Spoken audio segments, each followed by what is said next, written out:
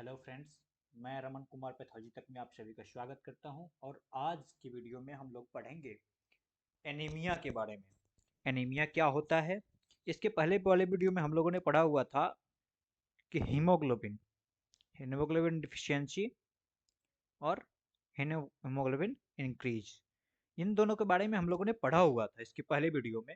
आज के वीडियो में हम लोग पढ़ेंगे एनीमिया। जो इसके पहले वीडियो में हमने वो पढ़ा हुआ था कि decrease level of haemoglobin is called anaemia. तो आज के वीडियो में मेन जो टॉपिक होगा हमारा वो होगा एनीमिया और क्लासिफिकेशन ऑफ एनीमिया, यानी टाइप्स ऑफ एनीमिया। ठीक है। और जैसे एनीमिया को किस बेसिस पे डिवाइड किया जाता है उसके बारे में हम लोग पढ़ेंगे। तो चलिए शुरुआत करते हैं हम कि एनीमिया क्या है। तो सबसे पहले हम लोग एनीमिया के बारे में इसके पहले वाले थोड़ा सा जानकारी बात करना चाहूँगा, मैं थोड़ा सा डिस्कस करना चाहूँगा कि इसके पहले हम लोग जो पढ़े थे उसमें क्या पढ़े थे। तो हम लोग इसके पहले जब एनीमिया पढ़े थे, जो हीमोग्लोबिन हम लोग पढ़े थे, तो हीमोग्लोबिन में हम लोग पढ़े थे कि जब किसी भी पेशेंट का हीमोग्लोबिन लेवल कम हो जाता है तो उसको एनीमिया बोला जाता है। इस कंडीशन में कितना होता है, तो देखिए थोड़ा सा इसको मैं जो नॉर्मल वैल्यू होता है उसको रिमाइंड कराना चाहूँगा। और जैसे सबसे पहले हम लोग बच्चे के हीमोग्लोबिन की बात करेंगे तो जो न्यू बॉर्न बेबी होता है उसका हीमोग्लोबिन कितना होता है?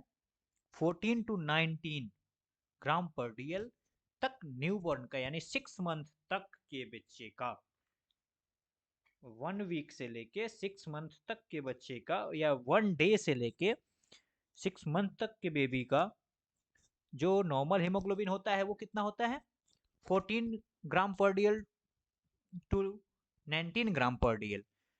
उसके बाद 6 मंथ टू 6 ईयर, जो 6 मंथ टू 6 ईयर होता है वो होता है 11 टू 17 18 ग्राम पर डीएल, 11 टू 18 ग्राम पर डीएल।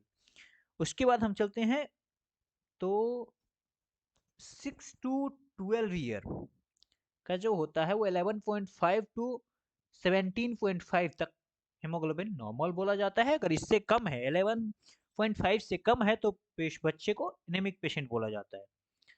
ठीक है।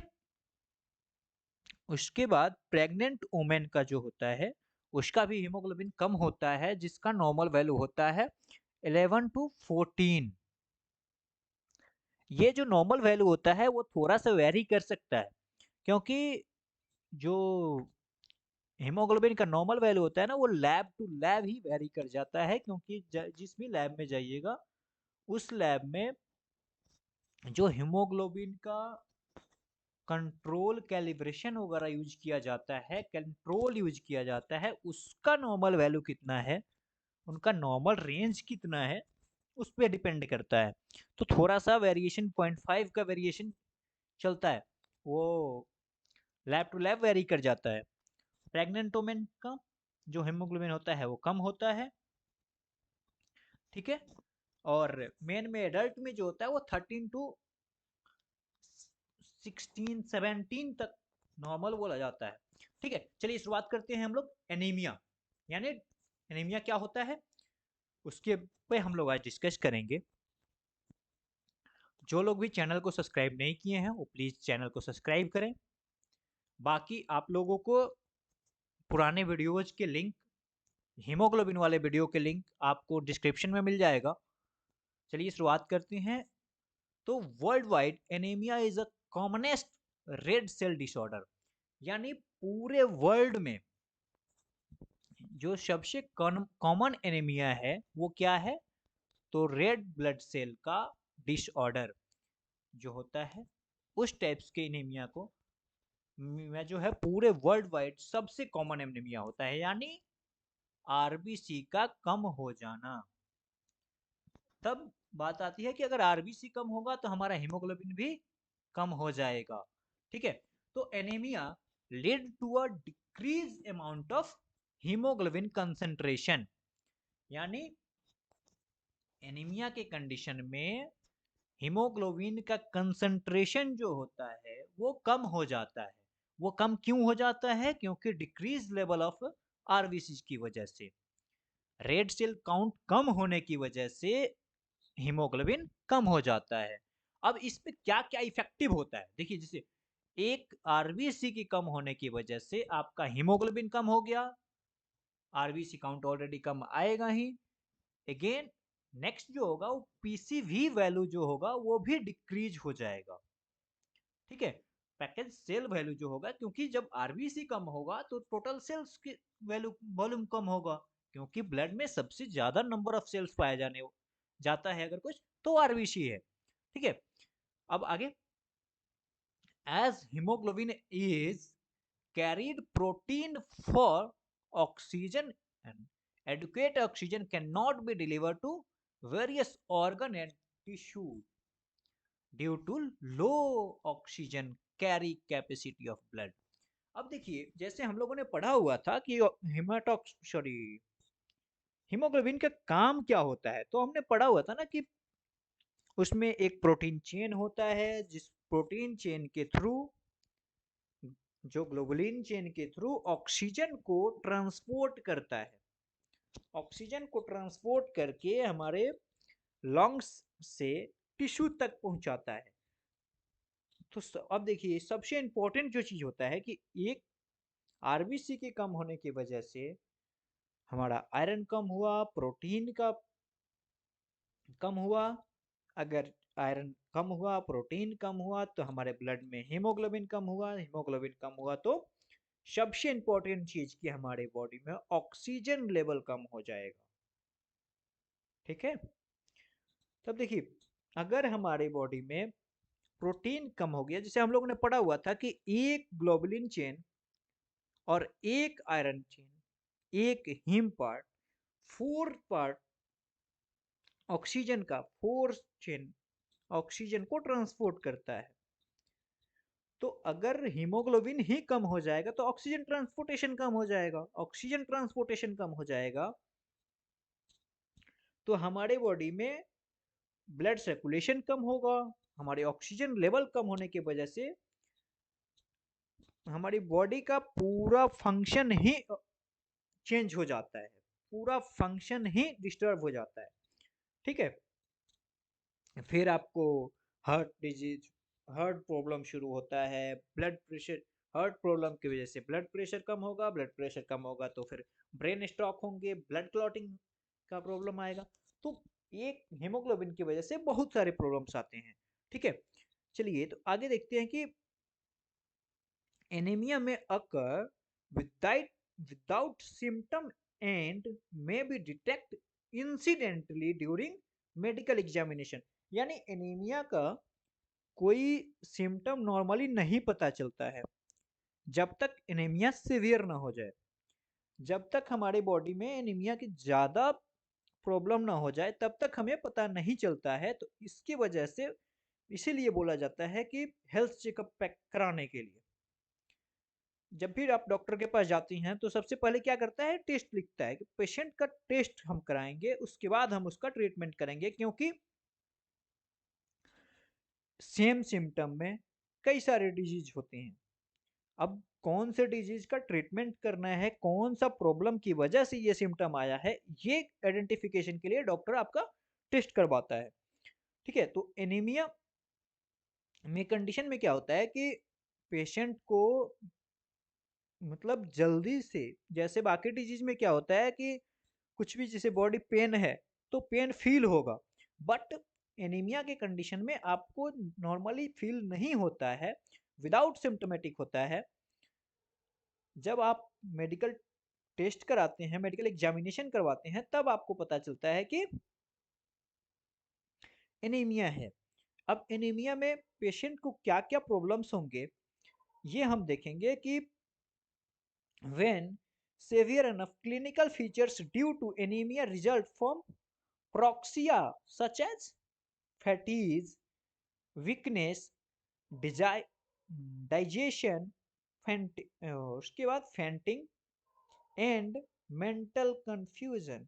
अब देखिए इसमें क्या क्या पेशेंट को प्रॉब्लम आएगा, वीकनेस होगा, डाइजेशन में प्रॉब्लम होगा, उसके बाद फेंट हो जाते हैं। जैसे बहुत लोग को देखे होंगे कि फेंट हो जाते हैं। फेंट क्यों हो जाते हैं? क्योंकि उनके बॉडी में ऑक्सीजन ट्रांसपोर्टेशन की कमी की वजह से ब्लड सर्कुलेशन कम हो जाता है। इस वजह से उनका ब्रेन में प्रॉब्लम होता है और ब्रेन में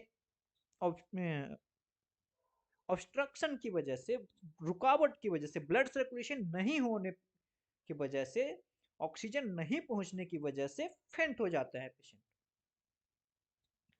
और उस वजह से ही मेंटल कंफ्यूजन, जैसे में सर दर्द होना, चक्कर आना, ये सब चीजें होती है।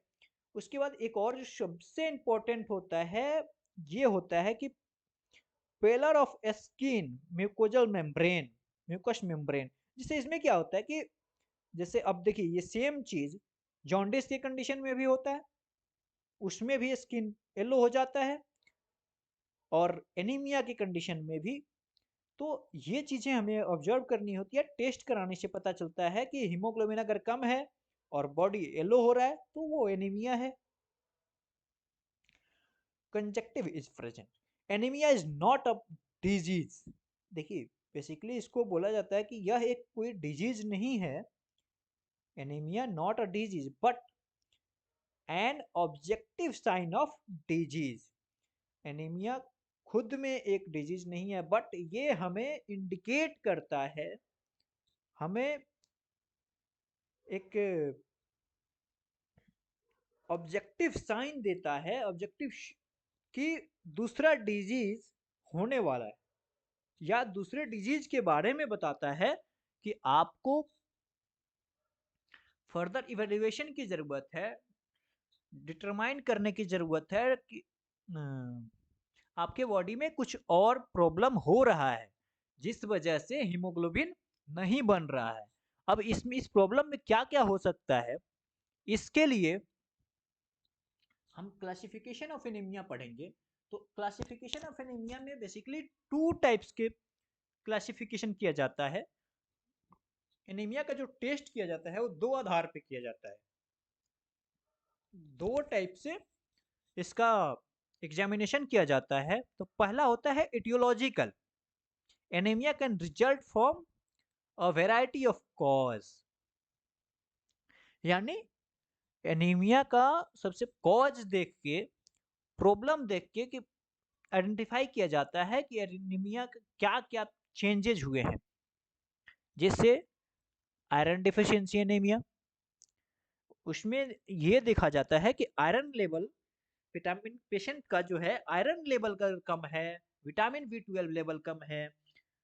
तो इस कंडीशन में भी जो होता है वो एनीमिया होता है। तो इसलिए इसमें इटियोलॉजिकल कंडीशन में हम लोग ये सब देखते हैं कि पेशेंट का enzyme, protein level, iron level, vitamin B12 level, folic acid level, ये सब देख के हम लोग पता लगाते हैं कि, और इस सभी को करने के वाले को बोला जाता है एटियोलॉजिकल कंडीशन। दूसरा होता है मॉर्फोलॉजिकल कंडीशन। मॉर्फोलॉजिकल कंडीशन में क्या होता है? तो मॉर्फोलॉजिकल कंडीशन में जो होता है, तो this classification is based on red cell size and haemoglobin content in a case of anaemia. यानी इसमें जो होता है आरबीसी की स्टडी की जाती है और हीमोग्लोबिन की स्टडी की जाती है। उसके थ्रू जो क्लासिफिकेशन किया जाता है आरबीसी के साइज, शेप और कलर के बेसिस पे जो एग्जामिनेशन किया जाता है उसको बोला जाता है मॉर्फोलॉजिकल क्लासिफिकेशन। ठीक है, आज के वीडियो में इतना ही। नेक्स्ट वीडियो में हम लोग पढ़ेंगे इटियोलॉजिकल कंडीशन जो है, उसको हम लोग नेक्स्ट वीडियो में पढ़ेंगे कि उसमें क्या क्या टेस्ट किया जाता है और किस टेस्ट के कौन से कंडीशन में क्या एनीमिया होता है। जैसे उसमें भी बहुत सारे टाइप्स के एनीमिया होते हैं, जैसे आयरन डिफिशियंसी एनीमिया अलग हुआ, एनाप्लास्टिक एनीमिया अलग हुआ, प्लास्टिक एनीमिया अलग हुआ। तो इसके बारे में हम लोग पढ़ेंगे एटियोलॉजिकल कंडीशन में। नेक्स्ट वीडियो में हम लोग पढ़ेंगे एटियोलॉजिकल कंडीशन ऑफ एनीमिया। चलिए, जो लोग भी चैनल पे नए हैं वो प्लीज चैनल को सब्सक्राइब करें और शेयर करें आप लोगों से रिक्वेस्ट है, सिर्फ एक रिक्वेस्ट है कि चैनल को शेयर करें। Thanks for watching.